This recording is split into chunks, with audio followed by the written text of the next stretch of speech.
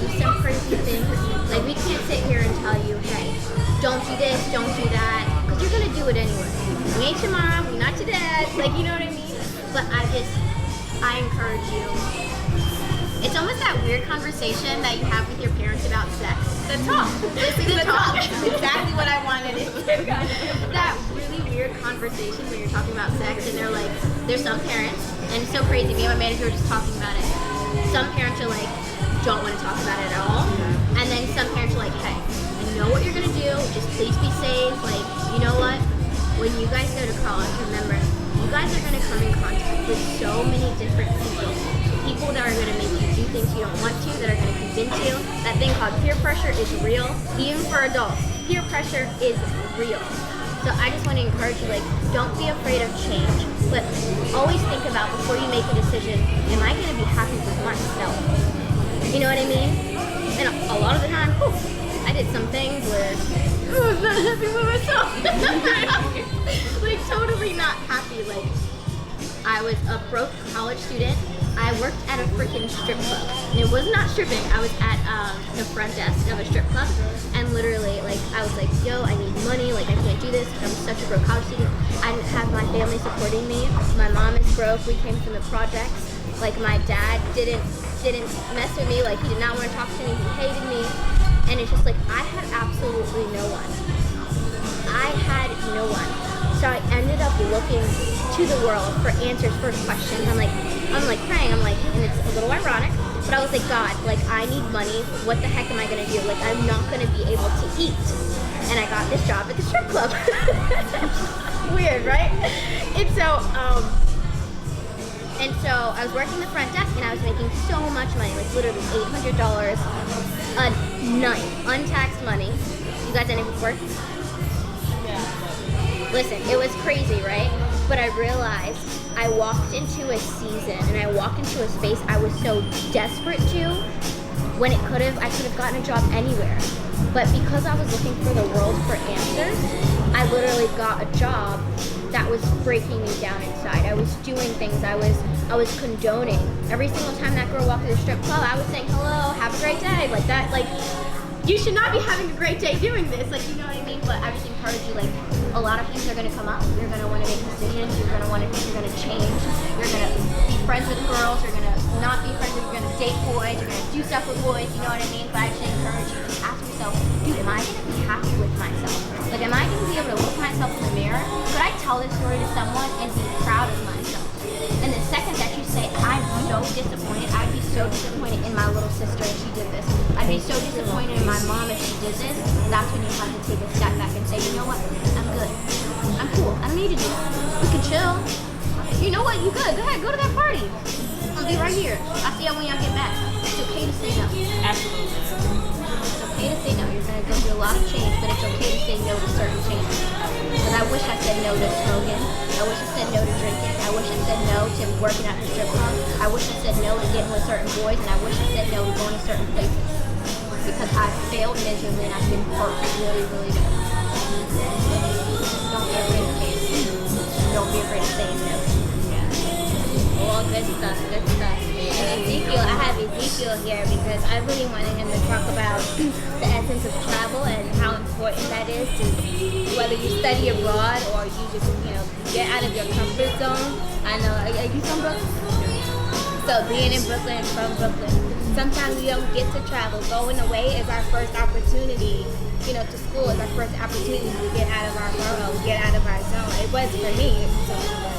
So Ezekiel, you've been everywhere, so you can talk a little bit, about traveling, the importance of it. I want to first piggyback on what you said about not being afraid to say no. And then even when some things go down, don't beat yourself up about it. That's just the trick of the enemy. You start beating yourself up about it, now you put energy into things that you're not really supposed to be doing. You're supposed to be focused on moving forward. So yeah, don't be afraid to say no and whatnot. And don't listen to the naysayers. We talk about travels. I remember every time I wanted to go somewhere, I've been to 16 different countries. I wrote a book about it. It's called Travels of a Renaissance Man. I'll talk more about it later. But I remember every time I wanted to go somewhere, I wanted to go to Ghana, I wanted to go to Haiti for spring break. What you going there for? Well, you better watch it. You gonna get something?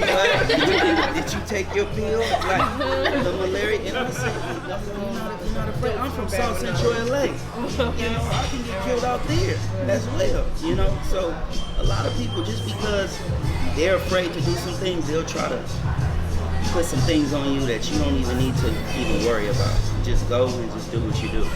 So, yeah, I've been in like 16 different countries. And while I was at Morehouse College, instead of going to Miami to turn up, I would go serve the people. I've been to Haiti like 7 times. And I would take my Morehouse brothers and Spelman sisters. It's now a spring break trip that the school has implemented just because one or two individuals decided this is what we're going to do. And sometimes it's going to take you to start some things off for a lot of people. A lot of people want to do things, but they want that leader, or they want that person to step up and be bold, and then they'll follow.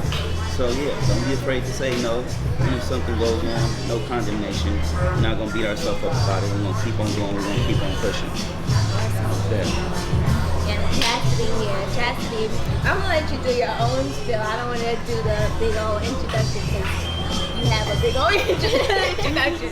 So many titles, but I wanted you to kind of give a, just share your story with us, coming from here, how you managed to go to the Delaware State University, that experience within itself, has it changed people around you, and how do you deal with that? Running for Miss BSU, you have to you have to be a junior going into your senior year, and the perks of being Miss Delaware State University, you get a full scholarship your senior year. Okay. Oh, nice. Amen. Okay, I heard that. I'm still in debt. And I dropped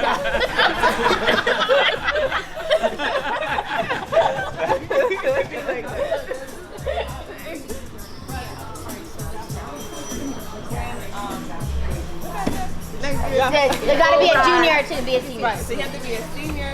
Junior's supposed to run for the position. You have to go through an interview, a pageant, and I've never in my life competed in a pageant until that day. And then you have to campaign, right? So you have to go out, you have this whole campaign thing. Oh, for me. And I didn't like all of that stuff, but I had to do it.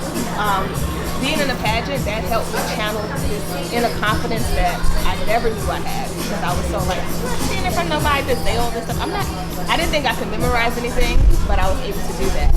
And that role, when I finally won, it allowed me to be the face of my school. Like, I was able to go to the communities and speak to the youth, like mentor at high school. And then I realized, like, even after I left, when I went on a job interview, my assistant principal told me she pulled my resume because she saw that I went to Delaware State University and I was Miss BSU. So she offered me the job then. And I was like, oh, this actually did work. I didn't think.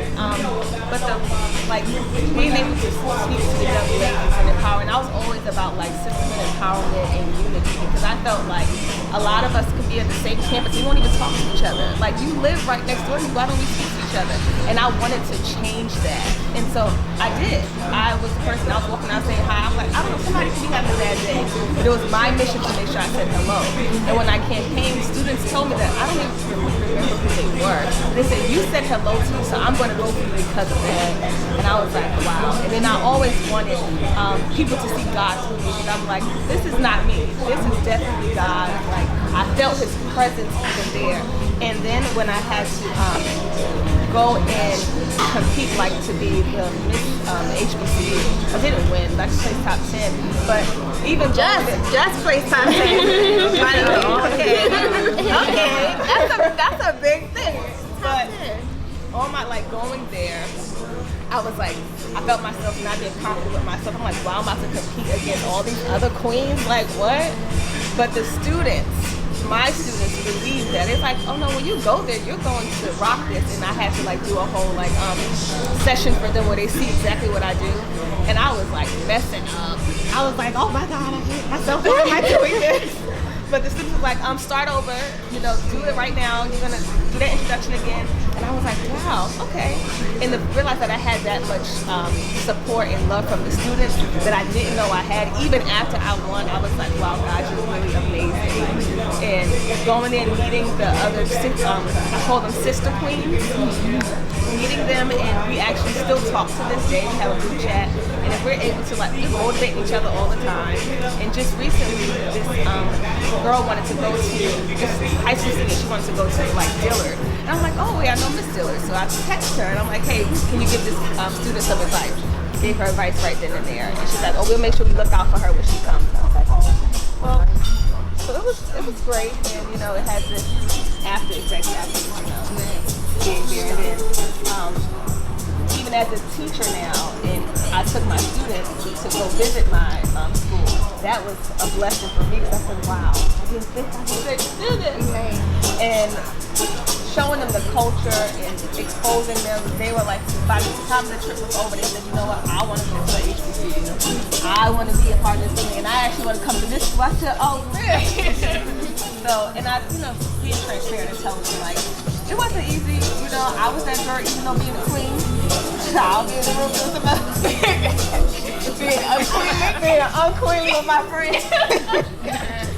But that was like, you know, my outlet, because I was like, oh, this thing, you know, because outside you have to be like, I'm not like that. I'm like, ah.